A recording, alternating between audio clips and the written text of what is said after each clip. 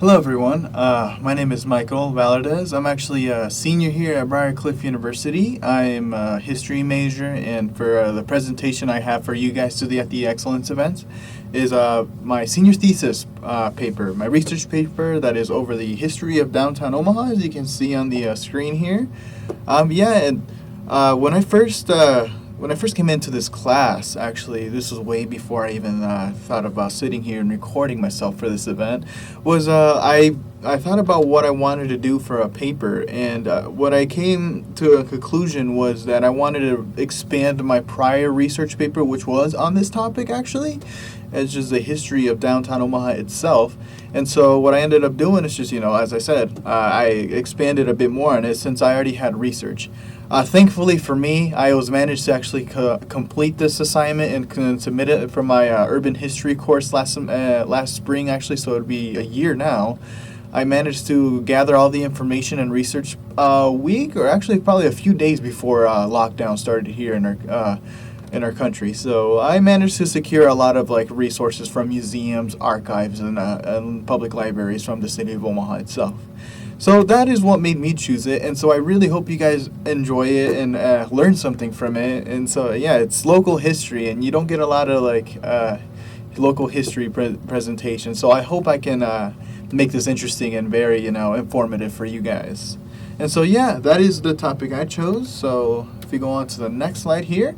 Where is Omaha? So if you're not familiar with the area around here, if you're not from Sioux City or from any of the states around here, Omaha is on the eastern side of the state of Nebraska. So what you will be, if you go on the map, on Google Maps, or if you just go on any maps, you'll go on the state of Nebraska. If you type in Omaha, it'll pinpoint you right at the eastern side of Nebraska.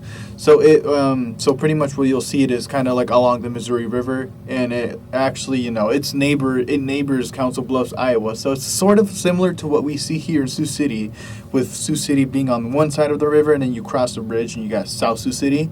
Yeah, so it's very similar in that way. The only difference is that they don't have a tri-state area like we do with South Dakota, so that's the only difference that we have. And so yeah, as I mentioned before, it's right along the Missouri River, so it's very, very similar. It's 100 miles from here in Sioux City, and if I want to say Briar Cliff as well, it'd be 100 miles. So if you take I-29 on the interstate here in Sioux City, it'll take you probably around an hour-ish of a drive to get to Omaha, Nebraska. So it's not that far away compared to cities like Minneapolis or Kansas City, and if you want to go even further, you got Chicago. So that's pretty much how you get to Omaha. That's how far it is. And so I think my next slide is maps that I want to show you of the city itself. And so if we look, if we take a look at the city, so I have the mouse hovering over this map right here. This is a picture that I took when I went to the Durham Museum here but in Omaha, Nebraska. And that is the map of one of the old maps of Omaha, so when it first started being established as a city itself. So you see right here, that's the state capitol building, or what used to be the state capitol building of Nebraska. And so that's located actually downtown in Omaha. And so right here is roughly what you'll see where downtown is. Here's the Missouri River, as I mentioned before. Council Bluffs doesn't seem to have inhabited it yet, but there was some settlers there. I mean, definitely a lot of native woodland tribes, as I'll get to mention here in a bit. And so yeah, and here's a satellite image. So as I said, Council Bluffs is on this side, on the eastern side of the city. Here's Omaha, Nebraska. It's downtown area. You see Eppley Airfield right here, as I will mention later on in this presentation, and how significant that is to its downtown.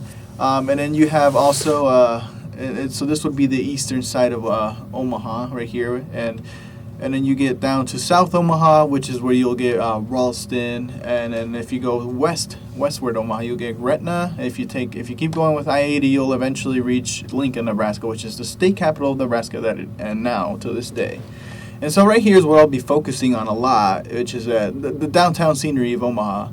Over here you kind of have it's hard to see on this map, so I do apologize for that, but you have you'll have the old market, and you have Creighton University, which is one of the best and really good education, one of the best universities in our country right now. It's ranked as one of the best, and so you can kind of see it on this picture down here as the aerial photo shoot of Omaha.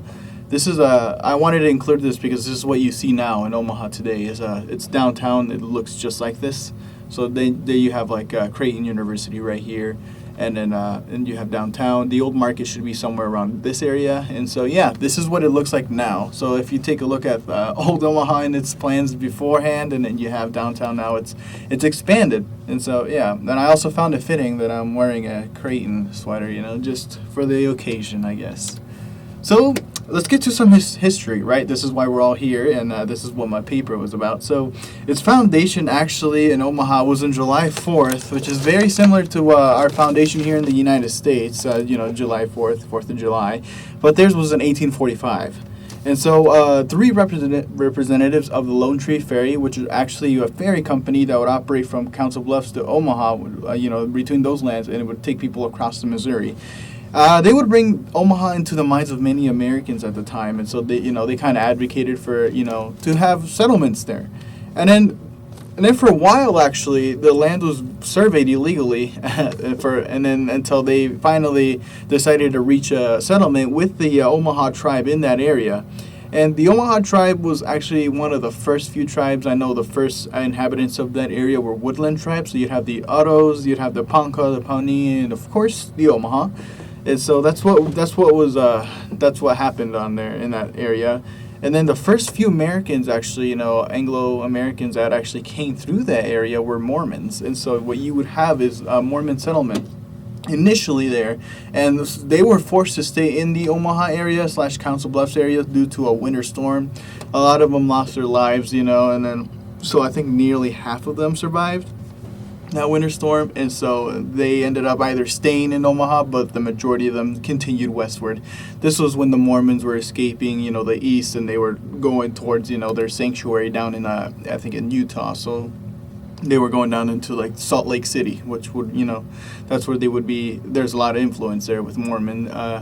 But yeah, Omaha was initially just Mormon population, and so now, and then the next people were Americans coming in through going to the west because of the gold rush, and so that is what brought a lot of people into this area. People came in, they either stayed, to have markets to make money, to sell products, materials, supplies, goods, all the necessities for these men, and so that is some historical background into that area.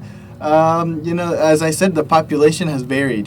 First there was the woodland tribes, and there was the Mormons, and then you have Americans coming westward to find gold, and so then more businesses came in, and so this is where you start to see a lot of businesses come in, and eventually you get the big business that really just boosted Omaha, and that is the Omaha stockyards, and the stockyard industry was very, very successful for its time. There were stockyards probably before Omaha, which would be in Chicago, not like what would be Chicago. And for a lot of cowboys and ranchers, they would live in like the Midwest or in the West. So getting from, let's say if they're from Oklahoma or from Kansas, if they were to bring their cattle all the way to like Chicago, that obviously would prove problematic because they would either lose cattle or their cattle wouldn't be that. They wouldn't be able to sell it for that much of a profit since it hasn't, eaten and it hasn't been taken proper care of. I mean, not that it's their fault, but, the travels are very harsh on there. And so when Omaha decided, to have their own stockyards, that was a big, big successful idea. So a lot of ranchers and a lot of cowboys definitely really enjoyed using that. And then investors came in and started using, the stockyards. So then you would have... You start to have more investors, and then people like Alexander Swan came into that city and decided, hey, why don't we make meat packing, which is another successful industry that came into Omaha and boosted its residents and population. And so a lot of people moved into South and North Omaha, and then eventually just kind of been absorbed by downtown Omaha. And from there, you start to get, local markets. So if you go to Omaha today, one of the big tourist attractions that you'll get is the Omaha Old Market. And it's very, very nice right now. If you go there, even the roads are like, they're very old, which is purposely done, it's like bricks. And everything from there, it's really nice. It's a really nice tourist attraction. But, it's a way to commemorate how it used to be in Omaha, how shops and old, local shops used to be. And actually there was quite a bit of African Americans that owned shops down there. So they would have, barber shops, laundromats, pool halls, and there'd be barber shops there as well.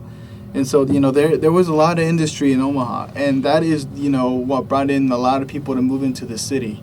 And obviously, all of this couldn't have been done without the railroad system that Omaha created. So within as I mentioned before, with the Alexander Swan and all those investors, they created the Union Stockyards, which brought in a lot of railroad industry with the Omaha. So you can only imagine the railroad system that came from Iowa and nearby states that come right into Omaha.